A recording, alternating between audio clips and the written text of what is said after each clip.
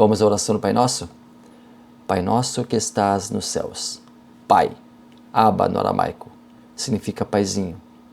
Jesus se dirigiu a Deus com uma grande intimidade que não era compreendida pelos judeus. Todo judeu considerava Deus como Pai, mas jamais se atreviam a dirigir-se em oração a Ele como Pai, de forma tão íntima. Jesus aqui quebra uma barreira que o próprio homem levantou. Sim, o homem levantou essa barreira. A despeito de Deus ser soberano, onipotente, onisciente, Ele convida o homem a ter uma intimidade maior consigo. Deus não é apenas alguém desconhecido ou que está em um plano inatingível. Deus não é um ser impessoal que busca apenas adoração. Ele é alguém extremamente preocupado com o que acontece com o homem. Quando nos dirigimos a alguém que não conhecemos ou que não temos intimidade, a conversa é sempre seguida de cuidados. A conversa, se pensa muito bem nas palavras, que serão pontuadas. Agora, quando nós dialogamos com uma pessoa de nossas relações, temos uma conversa mais aberta, franca, nos sentimos à vontade para abrir mão, de palavras mais amenas, abrir mão, de palavras mais amenas, abrir mão de diálogo mais expansivo. Nos sentimos vontade para abrir o nosso coração, falar de nossas emoções sem reservas. Segundo o professor Leandro Quadros, Pai é a maneira preferida de Jesus descrever a Deus. No Evangelho de Mateus, Marcos, Lucas e João, Jesus se dirige a Deus como Pai, pelo menos 170 vezes. Como fazia questão Jesus dessa forma de treinamento? Isso para estreitar o relacionamento dos filhos para com seu Pai, mostrando um íntimo relacionamento que o próprio Deus fez questão de ter em relação a seus filhos. E Deus quer que nós tenhamos sempre em nossa mente que, além de Criador, além de Senhor, Ele é nosso Pai. Nosso. Deus é o mesmo para todos. Não existe um Deus personalizado para cada indivíduo. O mesmo Deus compartilha seu amor e seus favores com todos indiscriminadamente. O mesmo Deus é o mesmo Pai. Também Ele é Pai da humanidade. O mesmo cuidado que Ele tem comigo, também Ele dispensa aos outros, que são também seus filhos. Que estás nos céus, onipotência. Deus é poderoso, está acima, sobre tudo, sobre todos.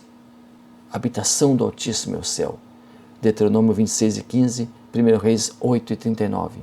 A filosofia panteísta ensina que Deus está dentro do ser humano, dentro do animal, dentro da planta. Esse é um erro muito sério, pois Deus não faz parte de nenhuma criatura, porque Ele criou a criatura. Ele está acima. Santificado seja o teu nome. Nome. Na Bíblia, o nome equivale a pessoa. Por exemplo, Esdras tem o significado de o Senhor tem ajudado. Neemias tem o significado de Jeová consola, e assim por diante. Deus, Ele se manifesta a Moisés, lá em Êxodo 3, 13 e 14, e diz: Moisés, eu sou. Moisés perguntara para Deus: Senhor, o que eu vou responder quando perguntarem quem me enviou? Deus, para que Moisés entendesse, porque nós temos uma mente limitada, Deus disse: Moisés, fala simplesmente o eu sou te enviou. Santificado. Aqui quer dizer engrandecido, aumentado, anunciado, proclamado, glorificado, literalmente separado para ser colocado em um lugar especial. Venha a nós o teu reino, sentido atual, implantação do reino de Deus no presente, com a presença de Cristo entre os homens. Sentido escatológico, desejamos a vinda de Cristo em glória para estabelecer o reino eterno de Deus no milênio. Seja feita a tua vontade. A vontade de Deus é soberana.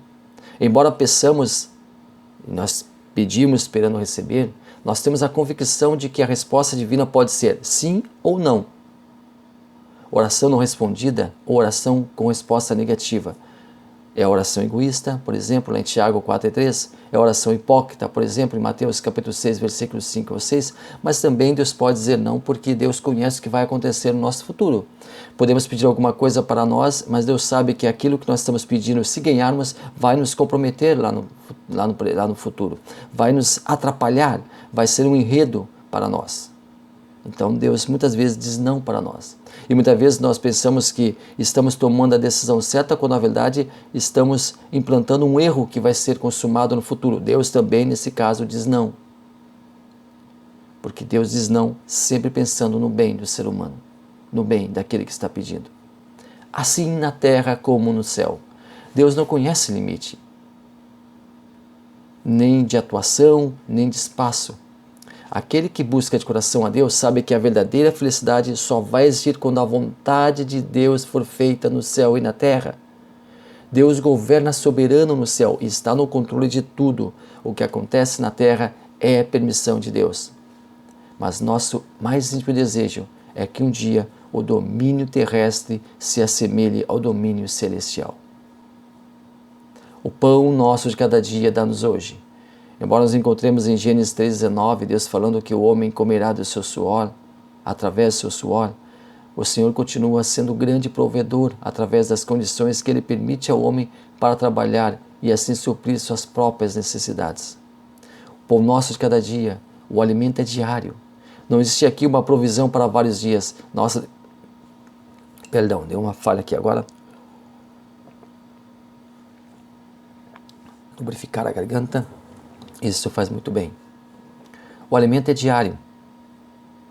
E da mesma forma com que o povo no deserto deveria colher o maná para o sustento diário, sem guardá-lo para outros dias, isso falava da providência de Deus. Nós temos que pensar também no nosso momento. Deus provém a cada dia para o ser humano. Deus se coloca como supridor do homem, não para que se tenha tudo de mão beijada, mas que através de seu esforço para alcançar seus objetivos, tendo sempre em mente que os méritos por todas as conquistas e vitórias pertencem a Deus. O homem busca uma segurança para que nada falte a si nem aos seus queridos, mas essa segurança é falha. O homem quer guardar, reservar, juntar, mas Deus quer que nós aprendamos a depender continuamente dele. Perdoa as nossas ofensas ou perdoa as nossas dívidas, dependendo da tradução, assim como nós perdoamos aos nossos devedores ou aos nossos defensores, ou melhor, aos nossos ofensores. Devemos exercitar a arte de perdoar, para também sermos agraciados por essa mesma. E nós temos um exemplo disso na parábola do servo impiedoso que você lê lá no livro de Mateus 18, 23 e 24. Existe aqui então uma condição. A bênção aqui é condicional. Se perdoarmos, se formos benevolentes, também seremos perdoados e alcançados pela misericórdia divina. Agora, se não agirmos assim, não lograremos êxito em nossas súplicas diante de Deus. Não nos induzas à tentação. Essa tradução tem causado muita polêmica. Deus induz o ser humano a ser tentado? Lá em Tiago 1,13 diz: ninguém sendo tentado diga, de Deus sou tentado, porque Deus não pode ser tentado pelo mal e a ninguém tenta. Parece mais adequado a tradução que diz: não nos deixeis cair em tentação. Assim estamos pedindo a Deus que afaste de nós circunstâncias que podem fazer com que venhamos a cair em pecado. A Bíblia não enxerga a tentação como um produto terminado, mas um processo que pode levar o indivíduo a pecar. Livra-nos do mal. Deus é o nosso socorro, a quem recorremos para que estejamos a salvo de todas as dificuldades e perigos. Porque teu é o reino e o poder e a glória. Mais uma vez é declarada a soberania de Deus. E assim, nós analisamos aqui a oração do Pai Nosso.